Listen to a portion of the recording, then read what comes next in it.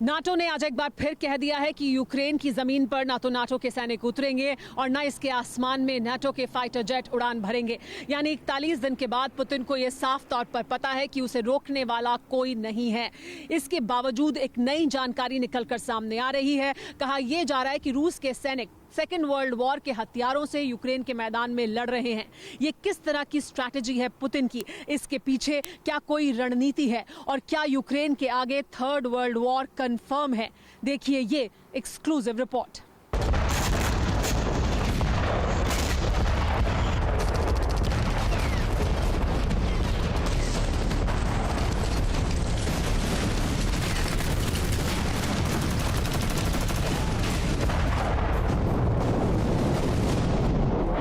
अस्पताल पर missile, university पर मिसाइल, पुलिस के दफ्तर पर मिसाइल, यूक्रेन के शहरों का कोई ऐसा कोना नहीं बचा, कोई किनारा नहीं छूटा जिसे रूस की मिसाइलों ने खाक में मिलाने में कोई कसर छोड़ी।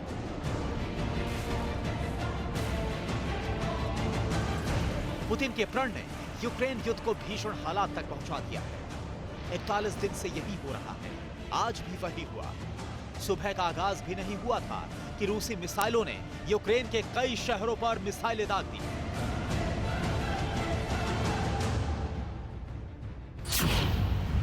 मिसाइलों के जोर से 41 दिन में रूस यूक्रेन के 25% जमीन पर कब्जा कर चुका है।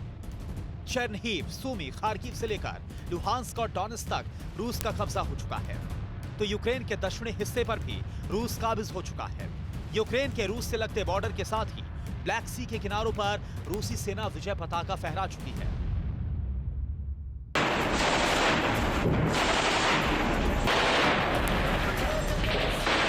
लेकिन यूक्रेन युद्ध के 41 दिन पूरे होने पर पुतिन के प्लान को लेकर एक बेहद सनसनीखेज खुलासा हुआ है, जिसके मुताबिक रूस ने लंबी लड़ाई की तैयारी कर रखी है।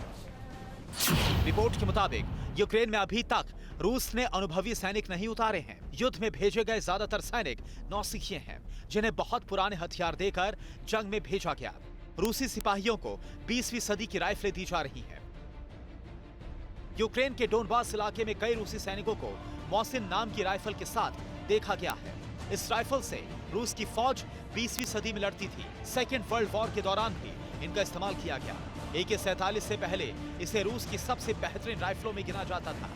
मोसिन राइफल को बनाने का काम रूस काफी पहले बंद कर चुका है। इसलिए सवाल लाजमी है कि रूस ने यूक्रेन युद्ध में नौसिखिए सैनिक क्यों भेजे? सैनिकों को पुराने हथियार क्यों सौंपे गए? इसका सीधा सा जवाब यह है कि रूस यूक्रेन को पूरी तरह नेस्तनाबूद करने से पहले रुकने वाला नहीं है, भले ही इस युद्ध को दिन, महीने या साल लग जाएं। इसलिए रूस ने हाल ही में दावा किया था कि रूसी हथियारों की असली खेप अभी बाकी है। 24 फरवरी को जब रूस ने यूक्रेन पर हमला किया था तो ये माना जा रहा था कि चंद दिन में रूस यूक्रेन पर कब्जा कर लेगा, लेकिन अब तक ऐसा नहीं हो पाया है। क्या यही पुतिन की सोची समझी रणनीति थी?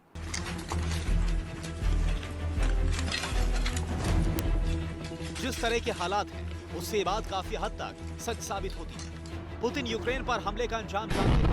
ये भी पता था कि यूक्रेन पर हमले के बाद से आधी दुनिया उनकी दुश्मन बन जाएगी। पुतिन को एहसास था कि यूक्रेन युद्ध के बाद किसी भी वक्त विश्व युद्ध के हालात बन सकते हैं, और ऐसा हो भी रहा है। यूक्रेन के हमले के बाद 40 से ज्यादा देश रूस पर प्रतिबंध लगा चुके हैं। 24 फरवरी से पश्चिमी देश रूस के 270 राजनयिकों को निकाल चुके हैं। दुनिया की हर बड़ी कंपनी रूस से अपना कारोबार समेट चुकी है। अमेरिका से लेकर यूरोप तक यूक्रेन को लगातार हथियार दे रहे हैं। पहली बार चेक रिपब्लिक ने भी टैंकों की खेप यूक्रेन भेज दी है। अमेरिका पोलैंड में अपने एटमी हथियार तैनात करने वाला है। बावजूद इसके ना तो रूसी फौज की मिसाइलें रुकी हैं, ना ही यूक्रेन में तबाही का सिलसिला थमा है। चंद घंटे पहले की इस तस्वीर को देखिए, जब रूस ने ब्लैक सी से यूक्रेन पर 7 कैलिबर क्रूज मिसाइल दागी।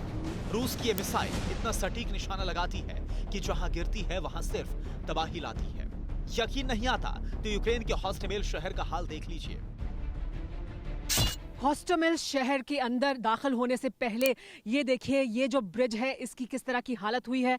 इससे पहले होरियंका शहर पड़ता है, गांव है, वहां से हम अंदर दाखिल हुए हैं और उस पूरे गांव में जो सड़क एंट्री की है उस पर हर तरफ तबाही दिखाई देती है। देखिए यहाँ जो एंट्री है, और हम भी इस ब्रिज के ठीक किनारे से आप देख सकते हैं, इस जगह से हम इस वक्त अभी अपनी गाड़ी को लेकर दाखिल हुए हैं। यहाँ पर ये देखिए इस तरह से गाड़ी निकल कर जा रही है। सिर्फ इतनी सी एक जगह है जहां से आप क्रॉस कर सकते हैं इस ब्रिज को, और हम भी इसी तरह से यहाँ दाखिल हुए हैं। जिन मिसाइलों के आगे बड़े बड़े पुल नहीं टिक पाते, उनके सामने हाड़ मास के इंसानों की बिसात ही क्या है। इसलिए यूक्रेन में हर तरफ तबाही का मंजर नजर आता है।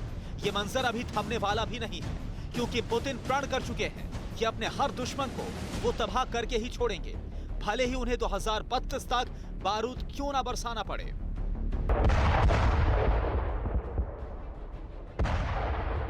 परवाह देश की, सोमवार से शुक्रवार रात 10 बजे TV9 भारतवर्ष पर।